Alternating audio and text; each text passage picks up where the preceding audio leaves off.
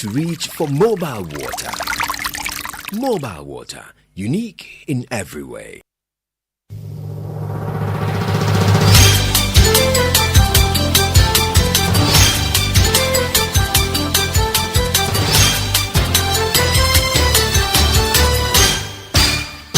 "30 years of joyfulness." Hello, good afternoon, and welcome to the Midday News.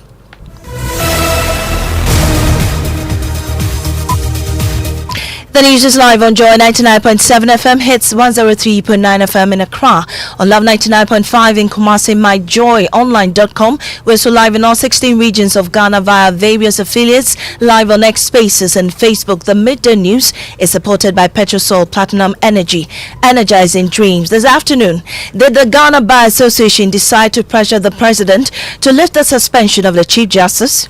That resolution has been passed calling on the president to abide by the Constitution to the extent that his action in suspending the Chief Justice is clearly inconsistent with the provisions of Article 296, to go ahead and revoke that suspension.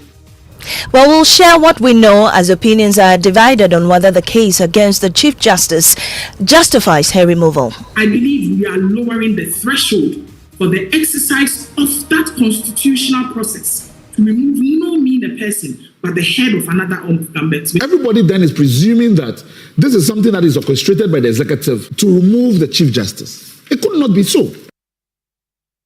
Also this afternoon, there's public appetite for military intervention as majority of Ghanaians back military takeover if leaders abuse power.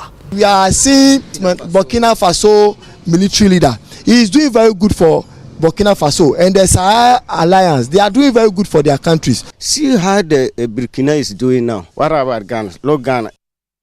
We have more from the CDD Afrobarometer report also coming up. Adia, your friend of arrogance of power. Express yasun na eyeti. Yasun eti yentie asem. Well, elements within the opposition NPP accuse former Vice President Bawku of using ongoing thank you tour to whitewash himself and failing to take responsibility for the party's defeat in the 2024 election. Platform like this, which ordinarily was expected to promote the unity of our party, unfortunately, the perception out there is that it's being run a campaign and more or less run a justification campaign. Also coming up, Asantehene begins mediation on Bawku conflict today. Factions expected at the Mensha Palace. We're live there as the feuding faction make their way in sports. The new Ghana Olympic Committee President Richard Akpokavi has promised to involve athletes in key decisions. And Vice Chancellor's Ghana demand a review of the retirement age for university lecturers from 60 to 70 years. A university professor is more like wine. The older, the better. Well, these and more coming up with me, Maame Esi Nyamekye Thompson. Stay for details.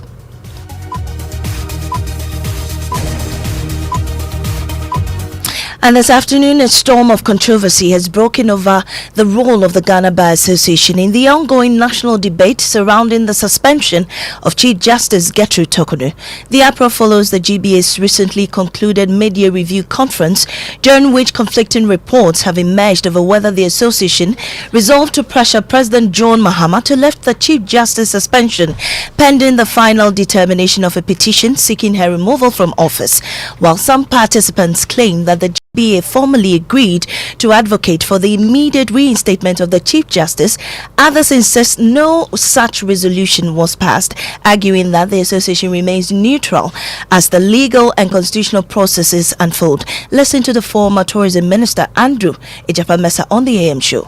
It is not some members who are calling who are making comments. Is it is it the association, the Ghana Bar Association proper? There was a mid-year conference of the Ghana Bar held on Saturday. Yes. Where the statement that the Ghana Bar Association had issued earlier came up for discussion. Mm-hmm. And the membership resolved that it wasn't enough. The president had taken a step that put the entire judiciary at risk, in danger. If we do not act decisively, we're going to have a country that had the judiciary that was working at the whims and caprices of political actors. And so that resolution has been passed calling on the president to abide by the Constitution to the extent that his action in suspending the Chief Justice is clearly inconsistent with the provisions of Article 296, to go ahead and revoke that suspension in accordance with Article 146(11). Just clarity. Did you just say that the members resolved to do this? Yeah, there was a resolution that I wasn't there, but I'm told that the Bar Association passed a resolution. So we have in the studio right now We'll get details of what's happening. Joy News editor Elton Brobe joins me in the studio with more on this. Elton, what are we learning?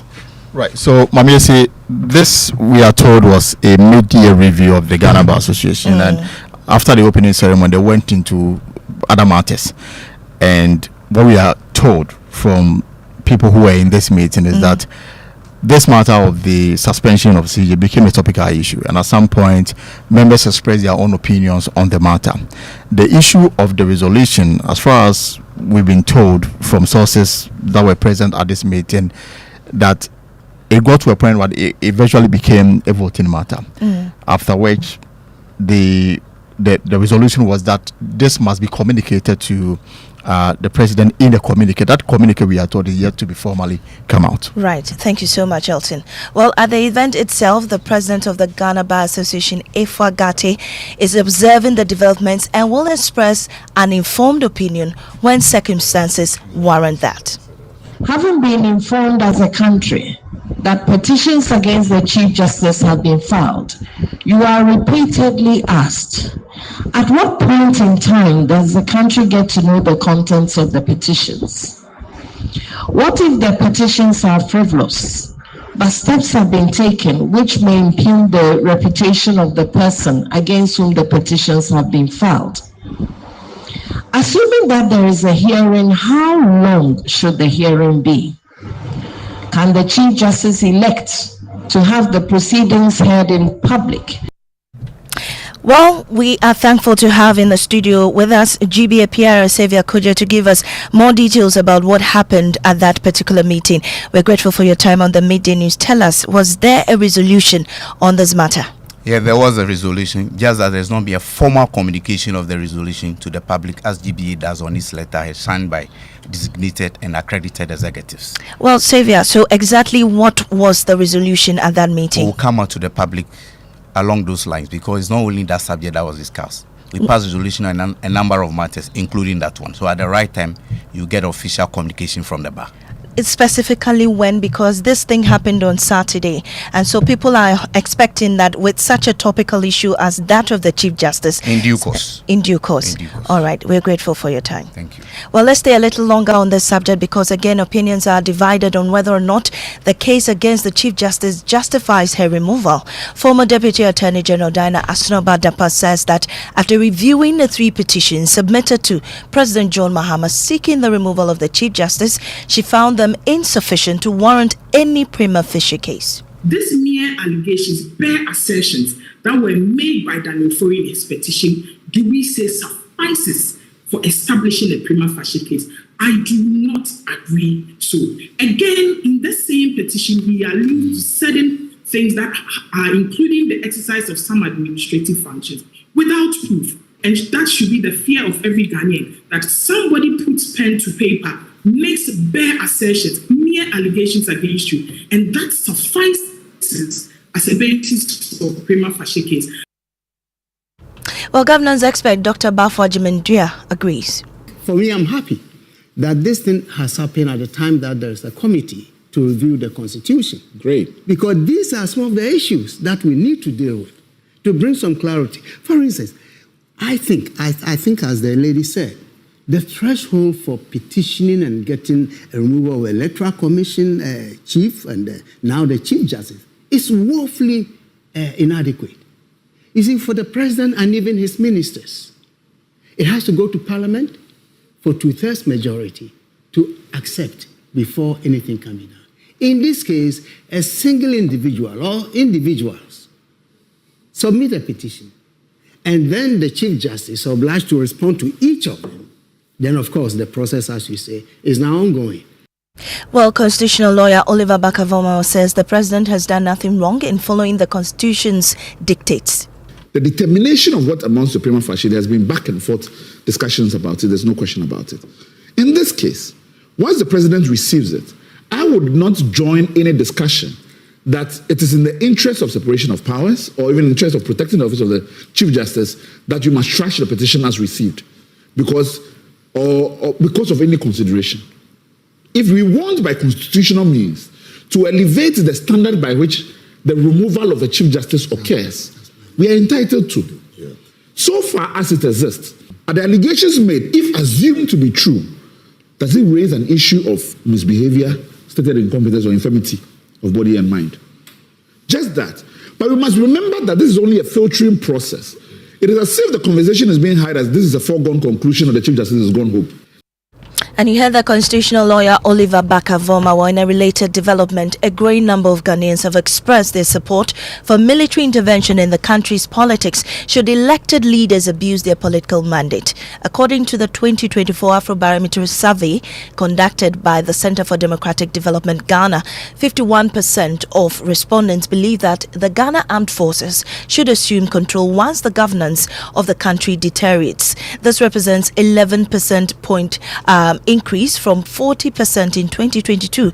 And once again, Joy News editor Elton Brobe joins me with details of this. Elton, what does it say? So, Maame Esi, the Afrobarometer report gives an overview of the quality of democracy and governance in Ghana. It focuses mainly on the views of ordinary Ghanaians aged 18 and older on how they perceive democracy in the country. A total of 2,400 were surveyed, and this is the 2024 edition of the report. Well, what are people saying about democracy and politics in Ghana? It shows a decline in how much Ghanaians prefer democracy. In 2013, 82% of Ghanaians said they prefer democracy, but in 2024 report, that number has dropped to 72.8%, nearly a 10% fall. Simply put, fewer Ghanaians today are committed to democracy compared to a decade ago. Well, we understand that there is an increasing call for military intervention when necessary.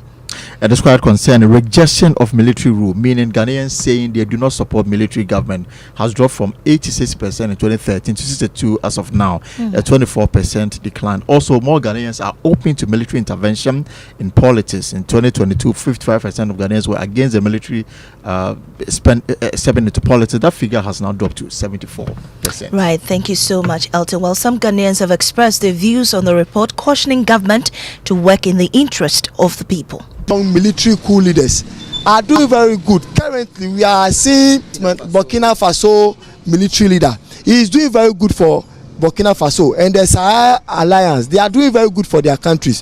So we are feeling when the military leaders come, they do very well. They do everything to reset the country, and it moves on very well. So if and only if our democratic political leaders are abusing power, abusing office, then we will love the military men to reset the country. Look, Burkina now. If the military way they do what, it take over power now. See how the Burkina is doing now. What about Ghana? Look, Ghana, everything they are corruption. They chop money. Before they chop money. They chop money just anyhow. They don't do anything. Well, moving on to the Ashanti region, the Asantehene Otumfuo Setutu II is set to commence mediation efforts today aimed at resolving the long-standing Bawku conflict. The mediation will take place at the Menshir Palace in Kumasi, with representatives from the feuding factions expected to attend. Despite previous interventions by the government, the conflict has persisted, prompting calls for the Asantehene's intervention. Otumfuo Setutu II earlier this year emphasized the importance of dialogue and truth in resolving the dispute.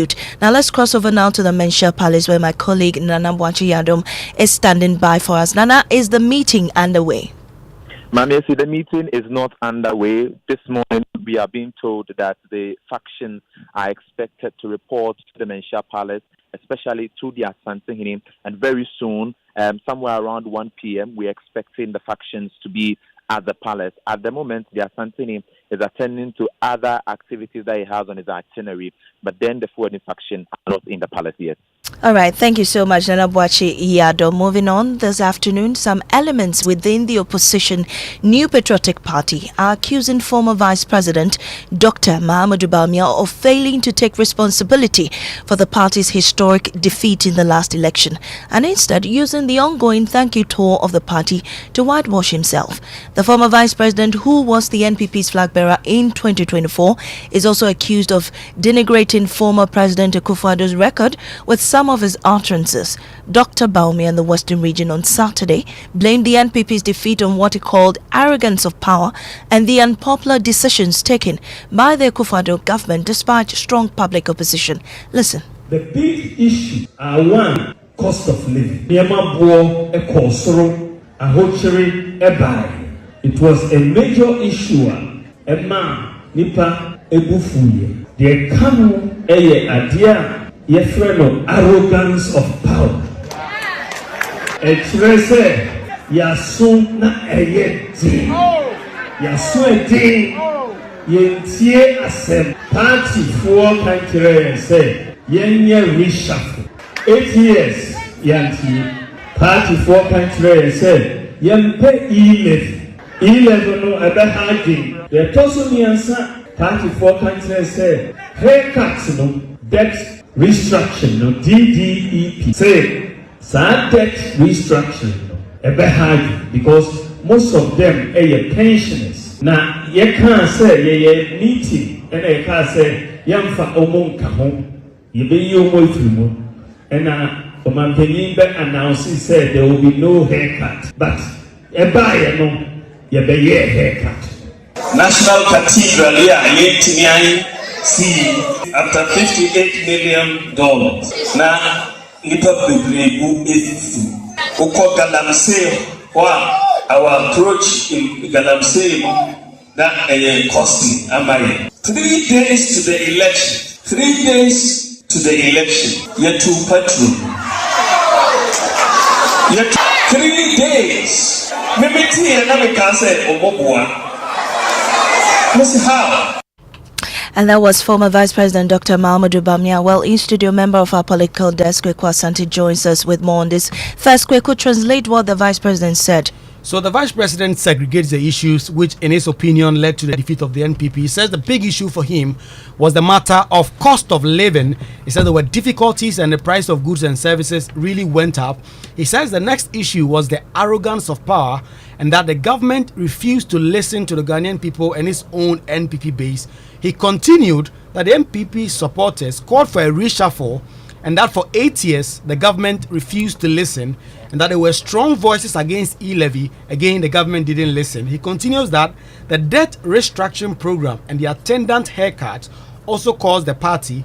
He says even though the president categorically said there will be no haircuts, when the DDEP was implemented, there were painful haircuts. And then he continues that people were angered by the government decision to sink $58 million into the National Cathedral project, and then finally also faulted the government's approach to fighting Galamsey before rounding up to say that 3 days to the election, there was an increase in petrol prices and that he was surprised when he was told that in fact he thought that was a lie. Well, the first to criticize Dr. Bawumia was former government spokesperson on governance and security, Paul Grieve-Boakye Dankwa. What did he say? Well, according to Paul Grieve-Boakye Dankwa, the vice president is shifting blame for his personal ambitions and also that he selectively distancing himself from the NPP's failure, and that reeks of opportunism.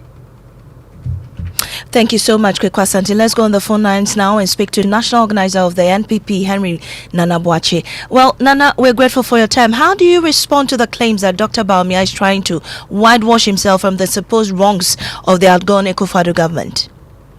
I don't think so. I think that he kept saying that the government, and he was part. And indeed, these are issues raised several times in different platforms. So these are not new matters.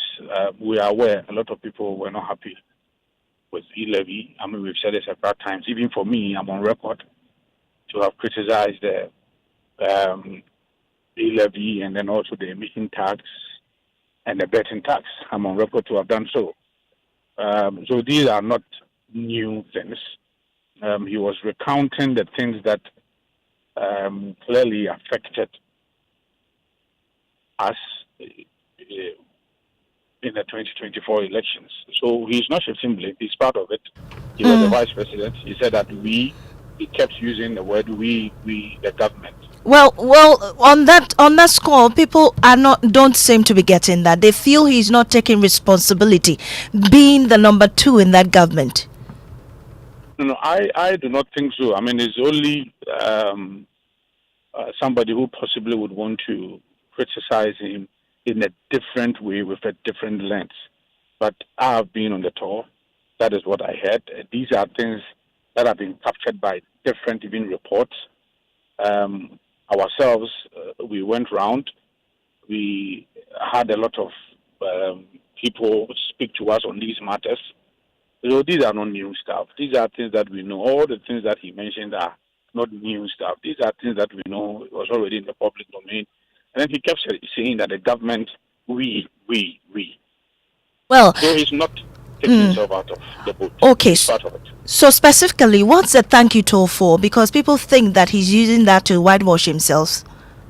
It is not. I've just answered that. It is not true. I mean, the thank you toll is put together by the party, and then the 2024 flag bearer. We've invited all the aspirants to also be part.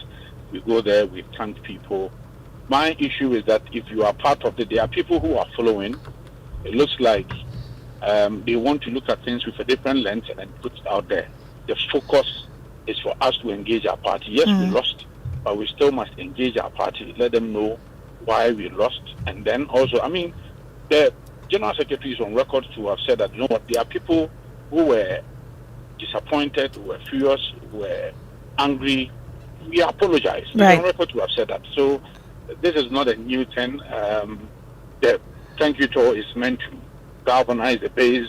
Let us put ourselves together. That is the more reason why the party and the 2024 presidential candidate invited all aspirants to be part of this. And I think so far the optics is very good. I mean, by the time we finish all the 16 regions, would have been a very good exercise for the party. All right, thank you so much, Nana Boakye. He's the national organizer of the NPP. And then also there's been more criticism of the speech of the vice president, a spokesperson for Kennedy Ejapong, who also served as PRO for the education ministry in the last government. Kwesi Kwarteng says the vice president is seeking to whitewash himself from the supposed wrongdoings of the past government. Leadership, they say, leads by example. And the natural expectation that I had for former vice president and of course the former flag bearer of the party was that in matters like this, you own up and take full responsibility of everything that happened, whether good or bad. And for me, that marks the true hallmark of every great leader. Unfortunately, it's been more or less like an epistles of blame, trying to more or less whitewash himself and take himself from this whole issue of accountability. And that was Kwesi Kwarteng. You're still listening to the Midday News here on Joy 99.7 FM. We'll take a break. When we return, Vice Chancellor's Ghana demand a review of the retirement age for university lecturers from 60 to 70 years. A university professor is more like wine. The older the better.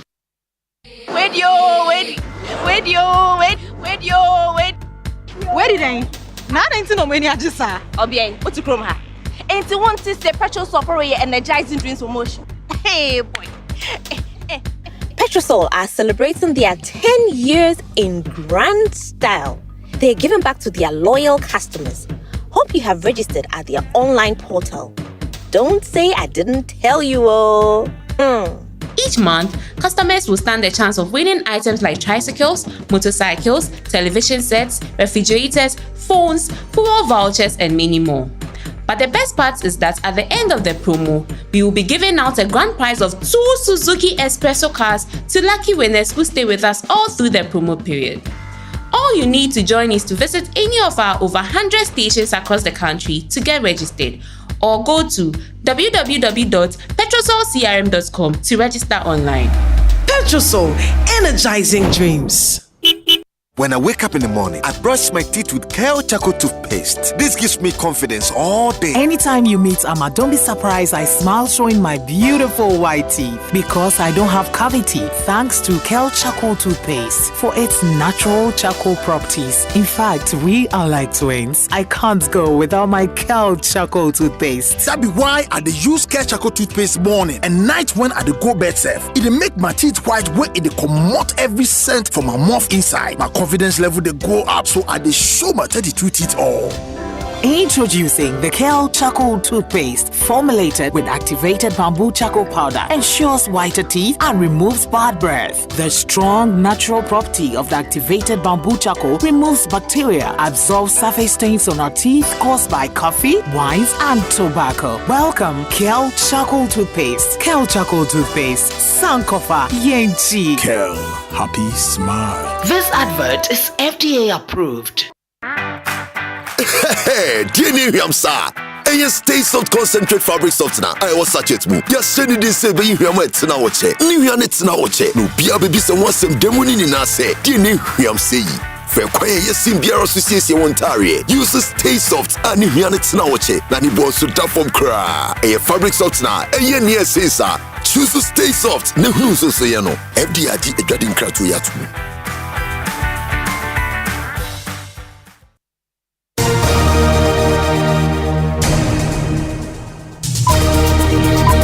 Welcome back to the Midday News. We have sports. The president of the Ghana Olympic Committee, Richard Akpakove, says that athletes will be at the heart of decision making in the new leadership of Ghana Olympic Committee. He also outlined other vision he's got as the leader of the association. Athletes must be heard. Their voices must be heard at Congress, on the executive board, and at committees. We are here because of the athletes. They must be heard. Secondly, gender. The women must be empowered, must build their capacity so that there will be many more women involved in decision taking as well. There are too many disputes in sports, too many divisions. We need to work as one. We need to work as one. We have one GOC team, several players, but one GOC team. That is the new president of the Ghana Olympic Committee, Richard Akpakove. Thank you so much. Now, Ghana is for the very first time rolling out standardized chip-embedded passports. Let's cross over now and speak to head of our Foreign Affairs Desk, Blessed Soga, for the very latest. Blessed, what can you report? Well, so Maame Esi, just a couple of minutes ago, that event has just wrapped up, but it's now confirmed that henceforth Ghana would no longer issue the old biometric passports. Now you'd have a new security-enhanced chip-embedded passports, which the Foreign Affairs Minister explained will form the official travel document for Ghanaians. Is ICAO certified, which means that it's been standardized, and the expectation is that anyone who comes into applying now would have that issued instead of the previous booklet, which had no such features. So that's the indication we're getting, and that event, which wrapped up a couple of minutes ago, was attended heavily by rank and file of the government, including the Chief of Staff, who was the guest of honor. Thank you so much, Blessed. Now, Vice Chancellor Ghana is urging government to review and extend the retirement age for university lecturers from 60 to 70 years, citing the need to retain experienced academics and strengthen the country's higher education system. At a forum, the Executive Secretary, Dr. Senak Beglo Freku, argued that the current retirement age is forcing many seasoned lecturers and researchers into early retirement at a time when their expertise is most needed to mentor young academics and support the growing demands of tertiary education. Now, universities form part of a global knowledge economy. A university professor is more like wine. The older, the better, right? So, what we are proposing, what BCJ is proposing, is that in order to ensure the long-term capacity of universities and also to promote institutional autonomy, if the committee could consider maybe extending the retirement age for the academics, not the professional staff, but for the academic staff to 65 years with a possibility of staying on till about 70. So instead of 60, it becomes 75, and then you can have maybe post-retirement. Now, it's been 15 years since the devastating fire at the Kotokraba market, which shook Cape Coast, displacing hundreds and exposing serious gaps in market fire. But today, there's a new chapter marked by vigilance and reform. The Ghana National Fire Service, under the leadership of ACFO Mary Atiga Mensah, has introduced a 24-hour surveillance system at major markets, including Kotokraba. Erica Santi reports. In April 2010, fire gutted several shops and temporary structures at the Kotokraba market, displacing hundreds of traders and resulting in losses worth millions of cedis. What followed was a prolonged legal battle between some traders and the Cape Coast Metropolitan Assembly.